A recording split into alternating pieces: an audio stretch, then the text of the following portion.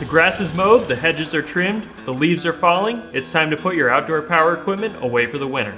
We want our toys to start right back up next spring, so it's important to take a few simple steps before you store them for a few months. I'm Bob from STA-BIL, and today we're going to walk you through a step-by-step guide on how to make sure your equipment is ready when you need it to be in a few months' time.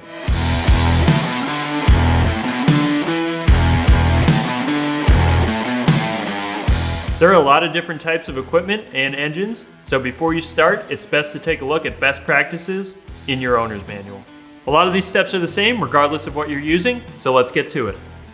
Step 1, drain and change the oil. This is for 4-cycle engines only, but we will get into 2-cycle engines in a bit. Select a hard, flat surface and lay down a cloth or a piece of cardboard. Warm oil is easier to change than cold, so it's a good practice to run your equipment a couple minutes before you do this. For safety, remove the spark plug wires and plugs themselves to avoid any accidental starts. Then remove the drain plug if you have one. When you go to drain the oil, you'll either have equipment with a drain plug or you'll have to siphon it out. Once you've drained the oil, it's time to fill it back up to the recommended level. If your engine has a drain plug, make sure you reinstall before refilling. Store the old oil in a safe container and save it to drop off at an oil recycling center or auto parts store near you.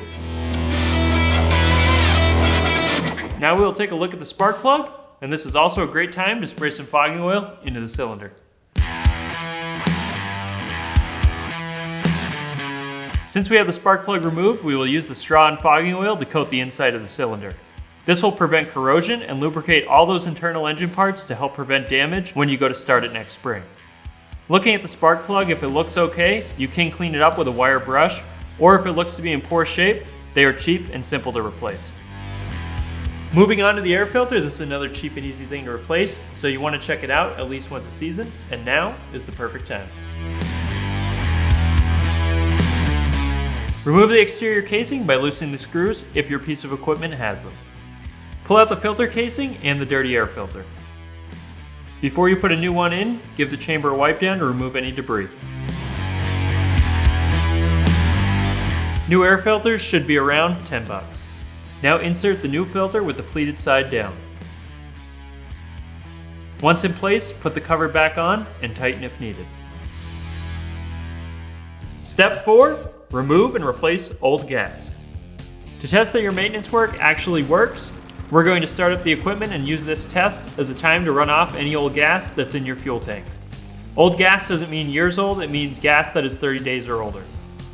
Small engines today are designed to run on E10 gas. Unless otherwise noted, that's the gas you are getting at the pump, which has its benefits, but longevity is not one of them. It can go bad in as little as 30 days, and bad fuel can wreak havoc on your small engines if not treated properly. We've burned off what was left so we could start fresh. Once the old gas is gone, add a fuel stabilizer like Stable Storage or Stable 360 Protection. The main difference between our two formulas in terms of fuel stabilization is length. Red Stable Storage keeps fuel fresh for up to 2 years. For 360 Protection, it's 12 months. 1 ounce of Stable Storage treats 2.5 gallons of gas. 1 ounce of 360 treats 5 gallons of gas. If you're just storing for the winter, either product will get the job done. If storing something like a generator for a long time, we'd recommend the Red Storage formula. If storing for a few months and want an additive with additional claims, look at using 360 Protection. After you've added the recommended amount to your fuel tank, top off the tank with fresh fuel. That will mix the stable throughout the tank. For 2-cycle engines, our Stable 2-cycle oil has fuel stabilization in it, so mix to the desired amount and follow the same steps. After you topped off, start your engine and let it run 3 to 4 minutes. This will carry the fresh, treated fuel throughout your fuel system to protect it. It will also burn off just enough gas to give the fuel room to expand in your tank over time.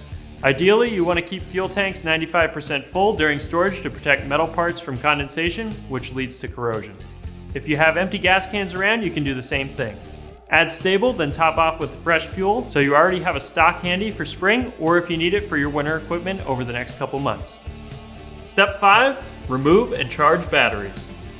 There's a ton of electric equipment out there and we'd be remiss if we didn't include that here, because battery maintenance is just as important as using fresh fuel and gas engines. Before storing, remove any rechargeable batteries and give them a fresh charge. Make sure to store this equipment in an area that won't be affected by extreme cold and avoid storing on any metal surfaces. We've spent a lot of time protecting the internal components of these small engines, but it's also important to protect the outside. Give your equipment a quick wipe down and clean off any debris. Our stable ceramic ProGuard can also be used as a detailing spray to lightly clean and add a protective layer on metal and plastic surfaces to help prevent corrosion and rust. Just spray on and buff off with a microfiber towel and you'll get some extra shine and added protection over the winter.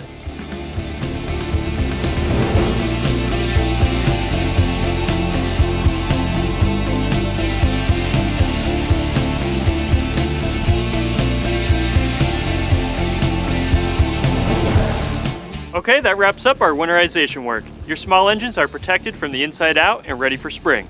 If you can, this is also a good time to check on your fall/winter equipment like leaf blowers, snow throwers, and generators to make sure they're in top shape headed into their busy season. Following these same basic steps can set you up for stress-free care of your yard and home. Thanks for watching.